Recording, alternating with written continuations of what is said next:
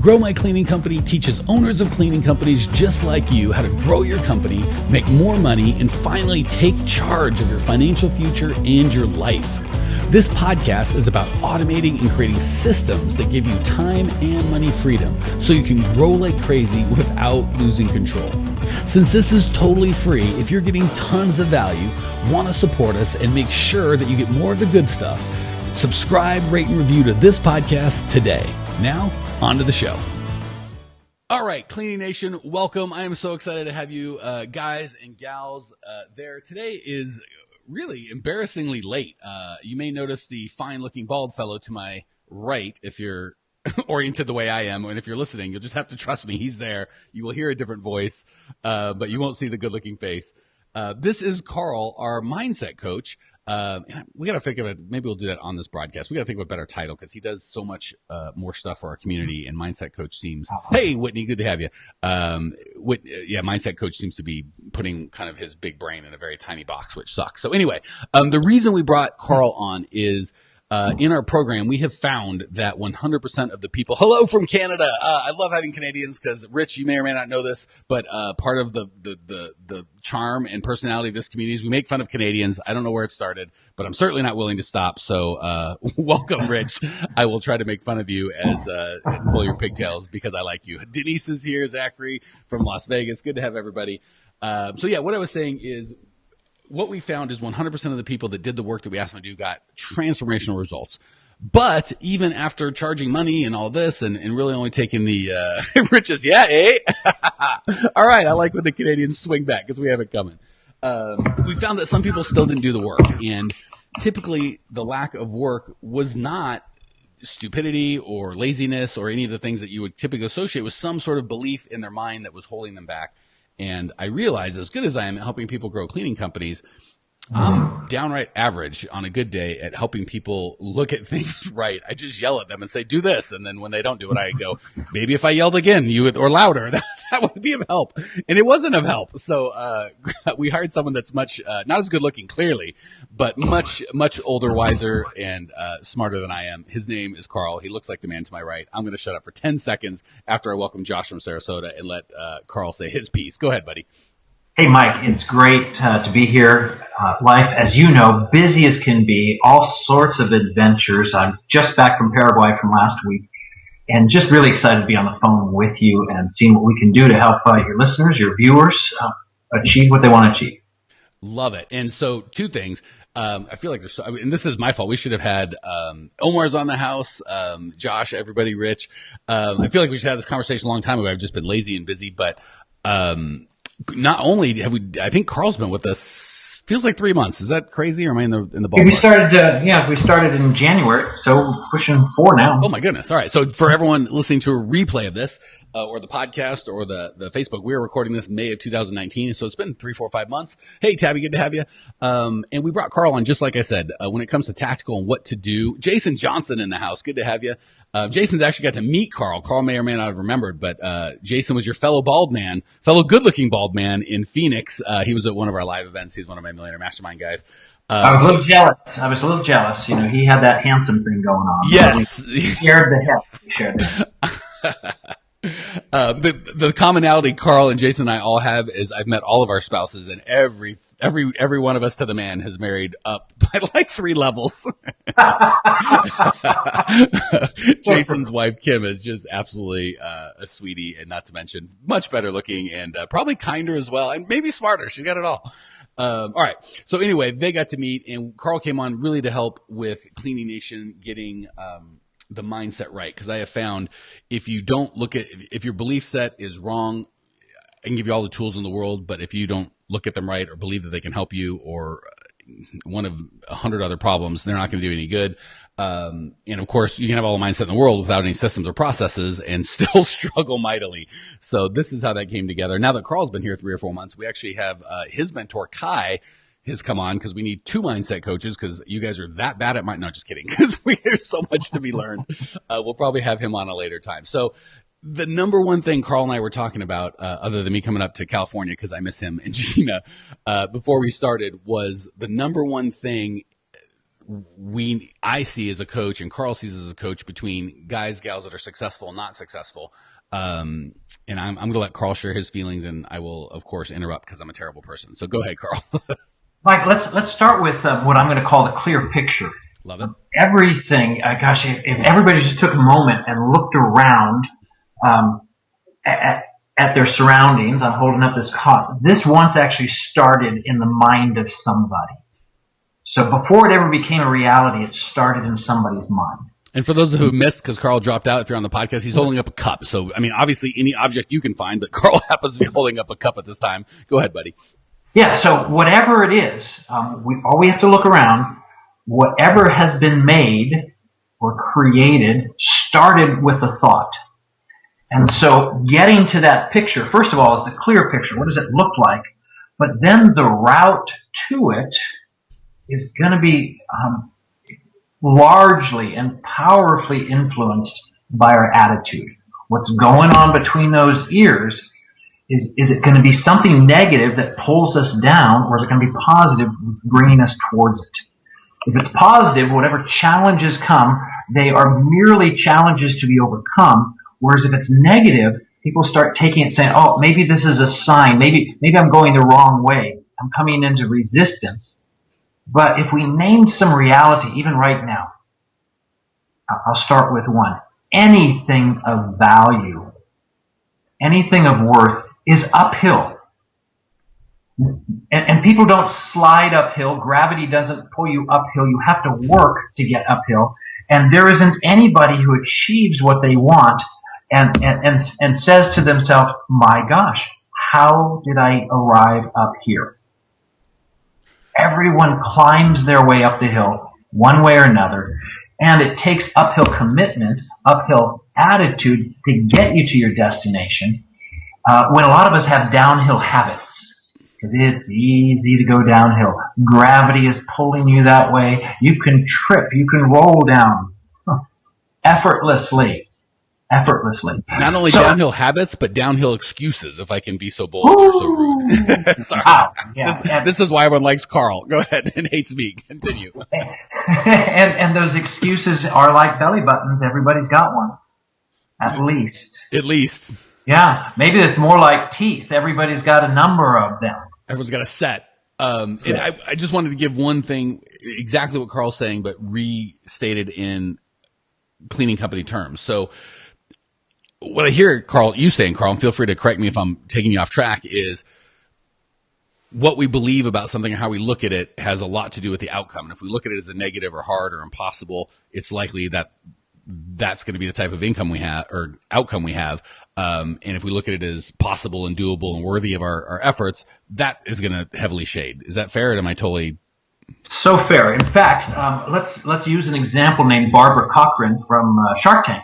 Yes. Barbara, back in the 70s when she started her real estate business, as she was growing, she had one question to figure out attitude, because she needed people with good, positive attitudes who looked at their vision, looked at their goal as something that was going to happen.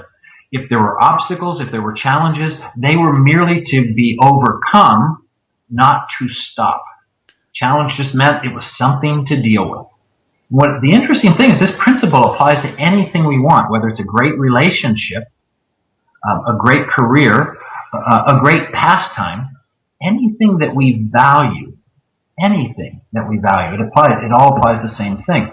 So interesting, Barbara's number one question for all of her employees, by the way, she sold her company, her assets, at $66 million.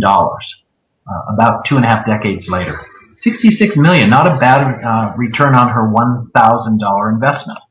So when she interviews people, her number one question, all around attitude, because she didn't want to take the time of changing someone's attitude, and we're going to address that right now, shortly.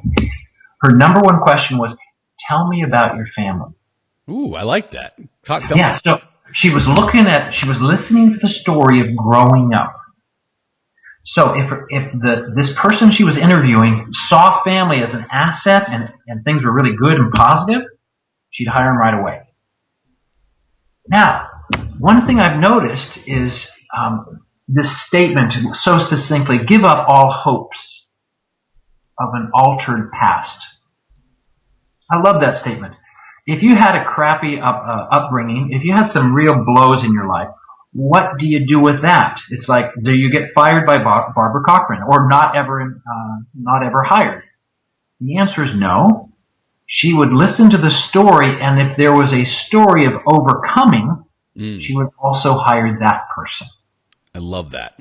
Yeah. So if you were one of the lucky people, if you're one of the fortunate people or blessed people, you had a great upbringing. If you had a crappy upbringing, maybe you chose to overcome it anyway. There was a resolve. There was a commitment. I'm not going to let this beat me down. Hot. Wonderful. Dang it. What if you're on this call right now and you're just being honest in your own gut saying, truth is, I am negative. Good news. I wonder if you want to change your attitude. I'm not saying it's easy. What I am saying is it's valuable. Gosh, you said like 49 things I'm dying to unpack. That is fantastic. Let me check in with some of the Tabby and Brandy both comments, and I think it'll help continue the conversation. So Tabby said she lost the what if attitude and doesn't put up with BS anymore. And you are welcome. She said, thanks for everyone who's a part of this. So I love that connection you made, Tabby, of, being part of this group and watching these videos have helped me so much grow in business. I've always had a what if attitude, and I don't do that anymore. I know what my worth is, and I don't put up with BS from anyone. So I love that you've connected the choosing to second guess, third guess, let other people put value on you, and connected that with, not only is it not good, but I now see the value that what I've got. And then Brandy says she's picked her goal, and her goal is to be out of cleaning and start working on her business as opposed to in it, which I appreciate. And I love what you said, Karl, and the example I probably would give most to cleaning when it comes to mindset or having a belief of negativity or everything sucks versus overcoming is the people that are unsuccessful and the data is exactly the same. It's just two different stories. So the data might be for the unsuccessful person. I talked to a guy or gal that had a cleaning company or some company or heard of somebody else that had a company or whatever, and they had an employee that stole, and therefore I'm not going to have employees. So that may be true that the employee stole. Another person, employee quit, and that was it. I just never hired them again, right? Whereas another person said, well, I had an employee quit or 2 employees quit or 9 employees quit, so I decided I better up my system and have a better system for attracting all the employees, so I have it. So same data, employees steal and quit, wildly different outcome based on the beliefs that we have and the mindset that we choose to adopt. And I love that Karl gave hope, right? Because if we're just negative people, so be it, right? Everyone, so many people when we're coaching are like, well, you know this or you know that. I'm like, I did not. I assure you, I did not come out of the womb knowing any of this stuff. Some of it was easy to know and some of it was hard, but all of it took practice. Probably my favorite question, and Anthony Robbins had this too, is, man, when you get up and speak, you're really good at it. How do you do it? I'm like, well, I got up and spoke and I was terrible at it. And then I repeated about 453 times and I was slightly less terrible every single time, hopefully. And that's how we do it. Or I could have got up and said, I got up and spoke. I was no good at it. Therefore, I'm no good at it, right? I have a bad attitude, therefore fill in the blank. Am I tracking and helping, Karl, or am I taking this off road? Oh my gosh, you're tracking so well, and I love your analogy, of I hired a bad person. Real quick story. I remember renting an office from another business, and the bookkeeper, her office was right across the hall from mine. Now, she was a paid employee, and I watched her. She'd often get to work early, and then she'd leave early. And I remember watching her go out the door or start to leave, and I said, gosh, Wanda, I'm sorry, I wanted to pay you rent this month. And she was walking right out the door. Mike, remember, this is an employee. Listen to her response. She goes, oh, you want to give me money? She goes, I'm always willing to wait for someone to give me money. I like that lady. Now, the interesting thing is you'd think that I was giving money to her to go into her bank account. No. I was giving it to her. She was going to put it into the company's bank account. But notice her attitude. So, and I love the what if, but you can turn a what if into all possibilities. For example, what if, instead of the negatives, oh, what if that person steals from me? What if I developed a system to hire only trustworthy people? Apparently, it happens all the time. Richard Branson? The guy owns 400 companies, so obviously he knows how to attract very positive, very responsible people. And like you said, it's just a matter of learning how. And actually tapped on something that I think ties into all of this. And Anthony Robbins has probably done the best job of talking about that I've seen in his book, Awaken the Giant Within, but the power of questions, right? So we say, what if I stop cleaning and somebody gets upset? Or what if I hire somebody and they quit and nobody cleans it? Those are not powerful questions. They're not going to get powerful results. A different question would be, what if Richard Branson thought, when he started Virgin Records, if I don't do this personal thing or handle this, what would have happened then, right? So, or another question I like that's similar to the what if is, what set of circumstances would have to occur? What would have to be true for me to have 400 companies or the time freedom I want, or never to have to clean again, or to increase my business? But those questions can cut you in half. What if, fill in whatever bad reality that could happen, or they can skyrocket you. What if we put a man on the moon, right? Really? Bingo. Yes. In fact, here's another one. A lot of times people will ask, and Mike, I know you run into this all the time as I do, how long is this going to take? How long? How about changing that, just changing one word. Instead of how long, how far? Or how far can I go? Now, I was intrigued. Down in Paraguay, I watched John Maxwell speak. Nobody has sold more business books than John Maxwell.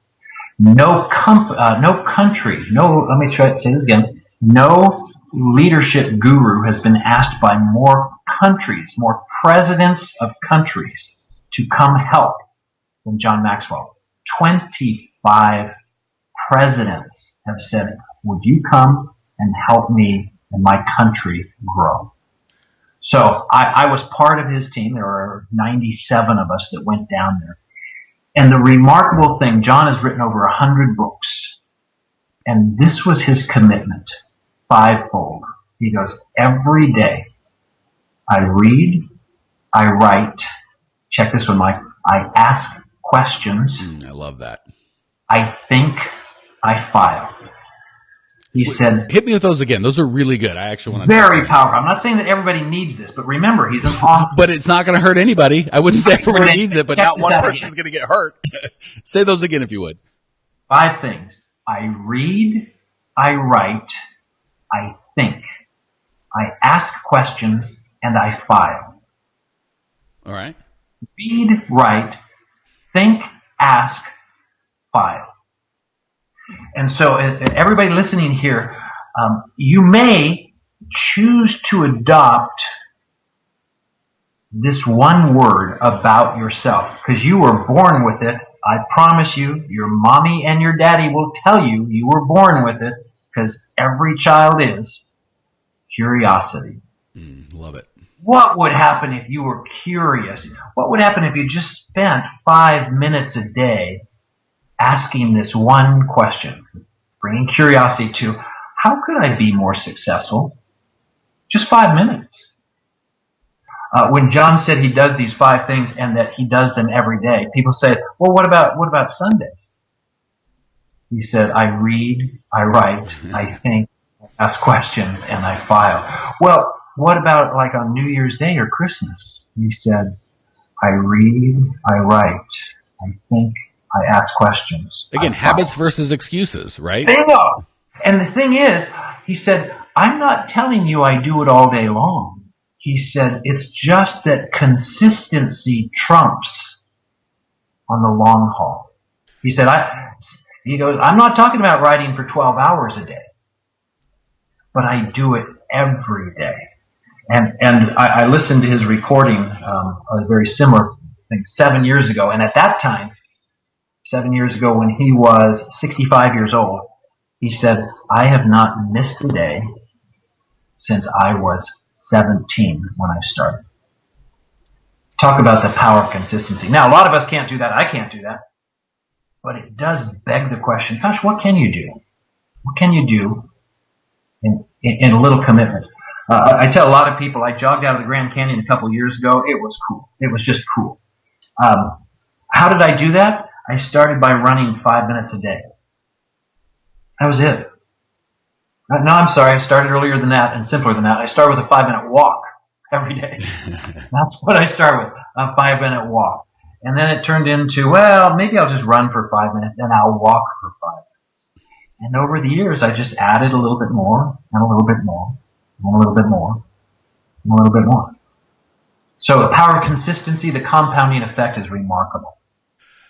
You know what? It's so funny what Karl said, and I love how you break it down into small bits, because we hear things like read, write, think, ask questions, and file every single day, and we think of this massive thing. And it's like, okay, what if you just did it once a week? Or what if you did it every day for 1 minute? Or, again, break it down into your chunk, however you see fit. And welcome, Odin from Jamaica. Love having our worldwide audience. It's so much fun. So I love the curiosity. What would happen if you were curious? And what would happen if we curiously asked the questions that were going to help us? Because we spend hours and hours and hours asking the wrong questions, or questions, I shouldn't say the wrong questions that are not going to get us the results that we want. How long will this take? What if I fail? What if somebody looks out? And again, for those of you folks out there that believe in the value of the Bible, you know, God tells us, don't be anxious in anything, but in everything, pray and give thanksgiving. And again, it's just, he's really saying refocus. Don't focus on anxiety, right? So I don't know if there's ever a time where sitting and being anxious is going to help you. And certainly there's times we say, I have to deal with this problem. I'm going to have to think about it and I'm going to have to make a decision. Fine. But then we're like, no, not enough. I've got to worry about it actively for days or weeks or hours or minutes or seconds. And not great. But what if we were to ask better questions? So when some employee quits and then lights the place on fire and leaves, we could start saying like, oh my gosh, how's this going to affect my family? What are people going to think of me? And how about all these questions that are going to paralyze us? Or we could intentionally ask some questions saying, what opportunity do I have now that I didn't have before that guy lit a fire on my place? And I love that consistency trumps in the long haul. So I'd really encourage you to start spending 1 or 2 or 5 minutes a day asking empowering questions that are going to give you answers that you like the answers to. Hey, Mike. Yes, sir. Can we pop one more question that I think is so powerful and it authenticates who we are as human beings? Let's hear it. This is the one question. What do I need right now? Now, here's why I want to cover this. Is we live, all of you folks who are not in the U.S., tell me if you can relate or not. I know this is true for the U.S. and our Declaration of Independence and our John Wayne movies and movies of how people are so cool and handle things all by themselves, which is total fallacy. And the fallacy word is independence.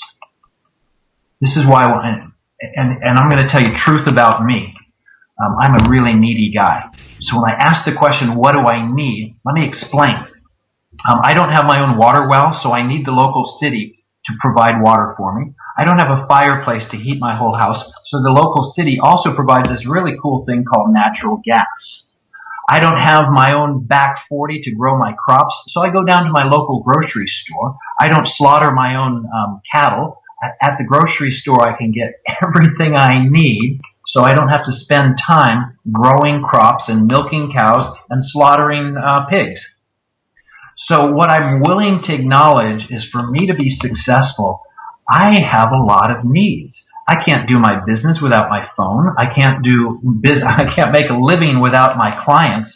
So right there, I need food, and I need water, and I need clothing, and I need shelter, and I need great clients, and I need all the tools to be successful. Where on earth do I come up with this silly notion that I'm an independent person? No, I'm not. I am in desperate need of great clients. I'm in desperate need of the tools to make me effective so that I can be not an independent person, but an interdependent person. The only independent person I know is living somewhere in the back hills of Alaska, and those folks are called hermits. And even those folks are needy because they come into town from time to time to get salt and sugar. So there's really no such thing as an independent person. So if we ask the question, what do I really need? We're getting more honest about ourselves than ever. That is a great segue to kind of wrapping up. First of all, hey, thank you for coming on, Karl. I love the value that you bring, and I feel like I've been hoarding Karl just a little. He's been bringing value to our community, our people in their Clean Profit program for months now. And this is the first time we introduced him. We'll try and have him on more frequently, and we'll certainly have Kai on to introduce you. And we actually just hired enrollment coach Jake, who I can't wait to get you to meet. But for those of you who, and congratulations, by the way, Omar says, I don't know anything else but to keep trying. Giving up is not an option. And as a coach, that is by far the one thing, if I could have a client that had anything over money, over skill, over contacts, over experience, I will take that. No other option. I've got to keep going. If that is you and you would like help intentionally putting the kind of two magical things that you're going to need to transform your business and really your life together, which is the right steps to take, a system that is proven and works, and the beliefs around it that are going to allow you to be successful in that. I know some of the things that you guys think of in terms of getting out of cleaning or growing your company or hiring or getting more customers sound scary and overwhelming, but we call that a Tuesday around here. So if you would like help with that, that is what we do all day, every day. It's all we do. We only help owners of cleaning companies. Go to growmycleaningcompany.com is the place to start. I've taken the best 50 minutes we have on mindset, on steps, on exactly what you need to do and where you need to go to transform your business. It is there. It is on an on-demand masterclass training. There's no charge for it. There's actually another step you can take, also no charge at the end. We do everything we can for this community to help you not only with mindset, but with skills and proven systems. So, because we know that, or I believe that this country is built on small businesses, and successful small businesses equals successful communities, equals successful country, and even world. And that's what we're here for. So go to growmycleaningcompany.com right now. Sign up for the free masterclass. I will hang out with you there. If you are really, really, truly committed to making change, both in yourself, or is where it starts, and then letting that outflow to your business, growmycleaningcompany.com. I'm done. Karl, we're going to give you the last word. Go for it, buddy. I love that that comment just heard. I'm not going to give up. Keep on trying. And then if you add that word now of curious, keep on trying. So what? So that you can. What are you trying toward? What are you curious about achieving? Because just listening to you, whoever posted that Omar. just now, Omar, way to go. It makes me curious about what you're really desiring, because I want to get behind and support you on that, as I do anybody else.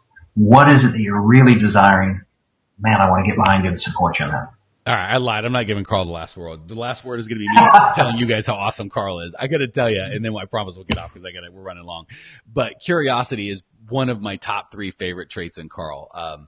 We've known each other and worked together for, it feels like 15 years now, but certainly over a decade. I've known him longer than I've known the lovely Natalie. So goodness gracious. He predates Natalie and Christian and all the important things, and you guys for me. But I remember the first time he flew in, and I don't know what was happening. I wanted to introduce him to this group of business owners that I knew.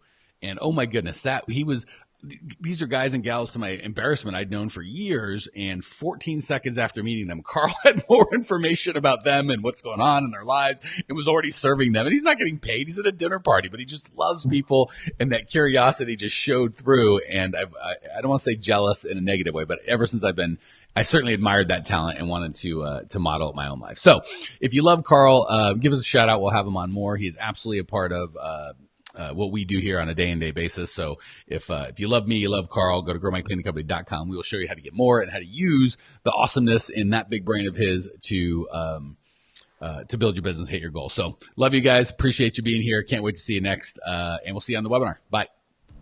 Thanks for tuning in to today's show. If you're fired up, ready to grow, and want to see if you have what it takes to work with us at Grow My Cleaning Company, here's what I want you to do right now. Go to growmycleaningcompany.com/talk. That's growmycleaningcompany.com/talk to book an appointment to speak with me personally. I'm going to jump on the phone with you to get you crystal clear on where you are now, where you want to be, and how to get you there.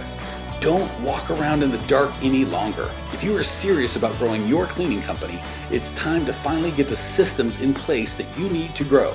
We've helped hundreds of owners of cleaning companies not only grow their business and their personal freedom, but give back to their community as well. If that's what you're looking for, head over to growmycleaningcompany.com/talk and book a time to talk with me personally. I can't wait to get to know you and your business.